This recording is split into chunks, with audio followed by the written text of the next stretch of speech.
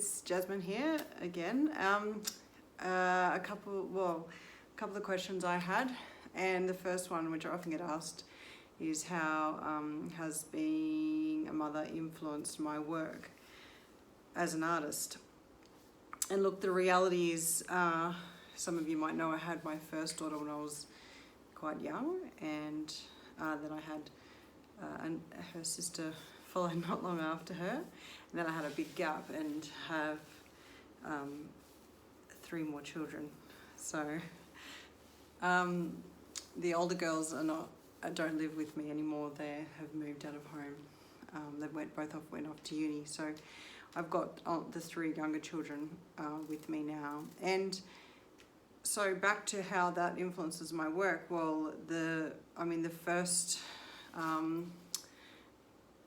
first thing it's going to influence is how much time you've got to make your work. And so I guess that how you approach your work and how your expectations around that,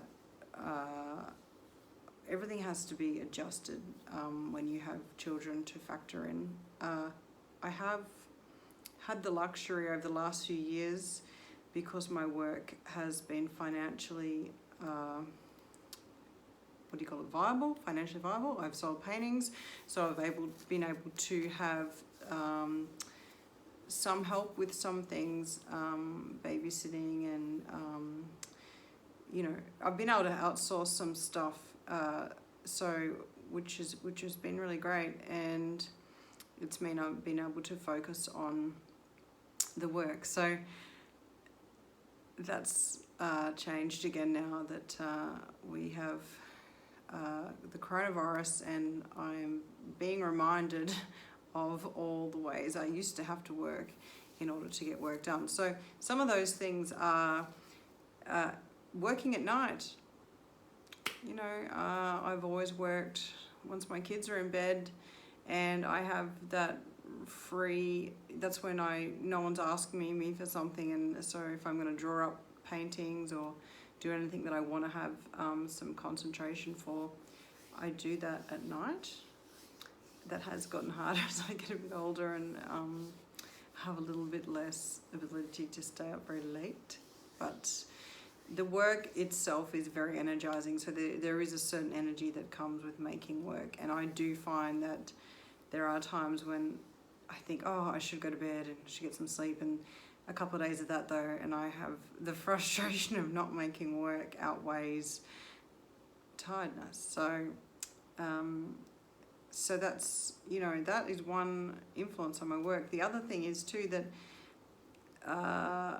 for most of the time while I'm working, I'm not working in, I'm working and children are coming back and forth and people are asking me questions, and so a lot of the time I've had to have the approach that I've had to approach making the work like, for my children, like my work is not more important than them. And often there'll be a time when if they want to do something, I just give them a couple of paints and a brush and a little thing and start them, and they just want to do something small and be involved, and then often they go off and play or do whatever and they've lost interest. So there's many times I do that.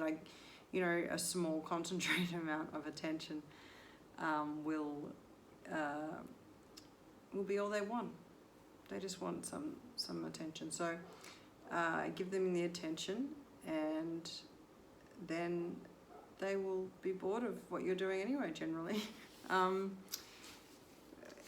else has it influenced my work? So there's always the balance between the domestic and the doing, and so often, I get the nature of domestic tasks is they're fairly mundane, and so there's a lot of time for thinking or mulling over an idea when you're doing that. And I cook as well, and so in a lot of those processes I'm doing things and I'm thinking about a work that I want to work on, or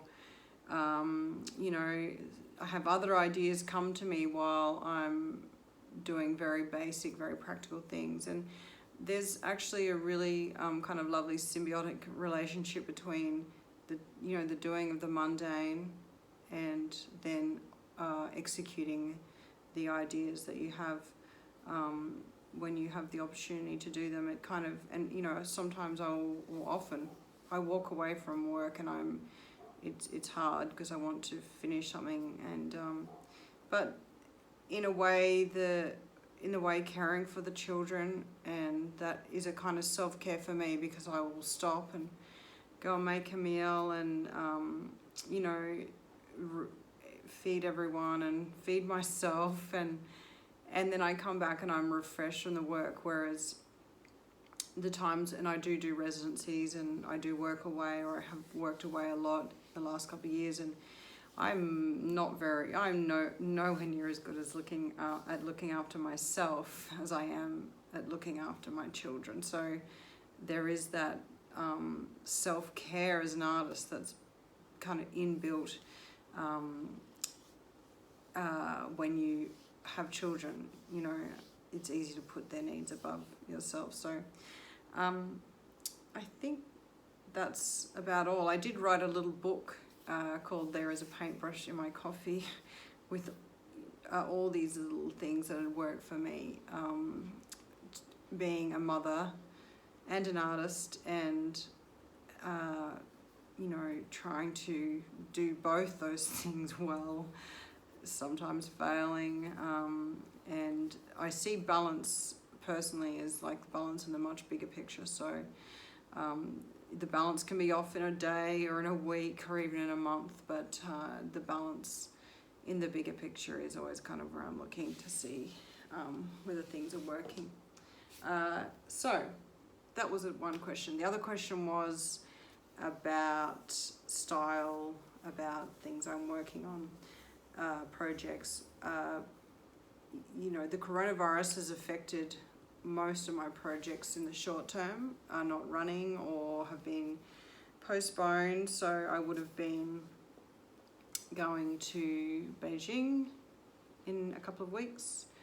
I would have been in Hong Kong already this year, and I would have been going to France later in the year and to the UK. So all of those things are now on hold, but it's actually allowing me to really do some work back here and think more about where I want to be sending my energy. And that's actually, even though it's been it's a difficult process, grounding and going back to basics, but I have a feeling that in the end I'll look back and think, okay, that was good, because I tend to sometimes, it's easy to go off and do a whole lot of projects, and not all of them are what you should necessarily be sending your energy to. So, but I have one of these here. This is a thought catcher, and this is it's a cube essentially with these shapes cut out, but I have done these, and this one has neon, so it kind of has this beautiful glow to it. This is without any natural lighting. Without any artificial lighting in it. I love them, obviously. So the thought catchers are a device that I paint. I paint these in my paintings, and I have made them, to scale that you can walk through. And this is a small version, which is meant to be in a set, and they can hang and catch light. The idea of these is that to catch thoughts, and really it was with my concern, or just observation of the world going so fast, which it has been, and now that the world's slowed down, it's easier to see how fast we've been going.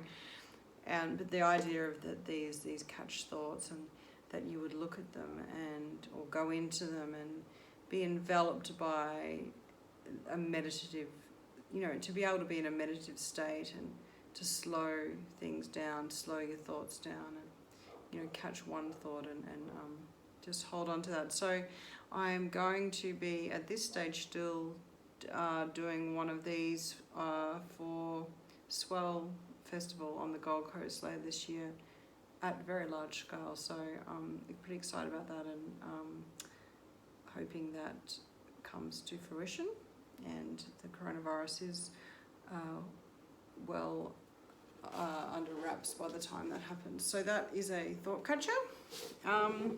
And the other, I've got this here.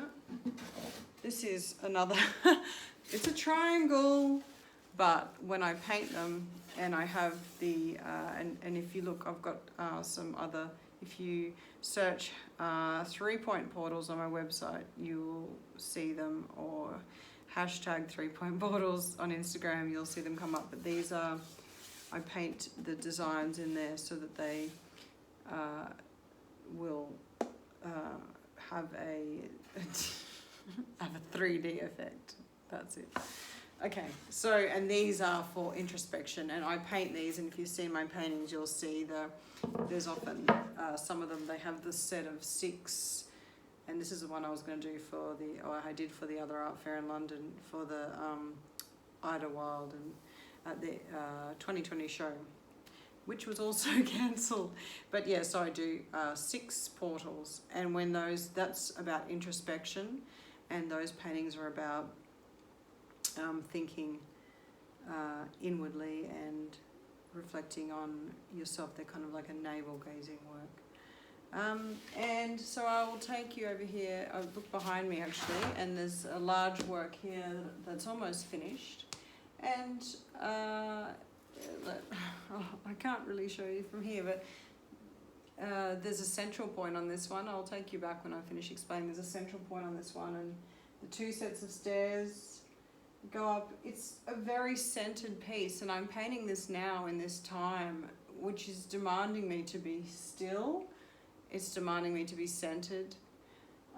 It's demanding me to have one focal point. It's drawn me in from all directions, and behind me is all this turmoil and all these waves. And it's like somewhat of, I mean, always when I'm painting my experience without even subconscious, like without even knowing, I just start drawing this painting up and painting, and then as I go along, I see, yes, this is what's happening. And so often with the work, that's kind of how it comes together, is I'm just painting, and afterwards, I think, I'd love to paint about this, and then paint this experience, and then that's how it happens. So it's kind of like, it's a painting for now, and it doesn't have a title yet, because the title will come to me, but that's basically what it's about. And it is linen. I paint a lot on linen. Sometimes I paint on board as well, and smaller works on board. And because of the kind of,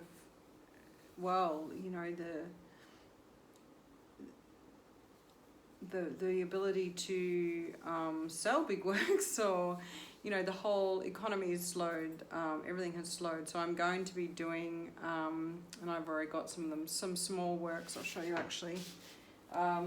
This one is ready to go, but I'm going to be doing some small works now. This one is called, I did this my grandmother's birthday the other day, so this is called The Darling Buds of May. My grandmother was a very big fan of Shakespeare, and she was an artist, and as you see, so I did this, she's still with us. I spoke to her on the phone the other day, and Darling Buds of May, and as you see, we are just touching our little geometric leaf flower buds and passing through, as we all do. We pass through, and we hopefully leave something to those behind us, and share what we have. And that's my wish as a mother and an artist, is that I pass through and I leave a legacy of warmth and generosity and kindness, and obviously art, and that I'm expansive enough to continue to do that throughout my life. That's all I can ask for. So lovely to talk to you. Thank you. Happy to answer questions.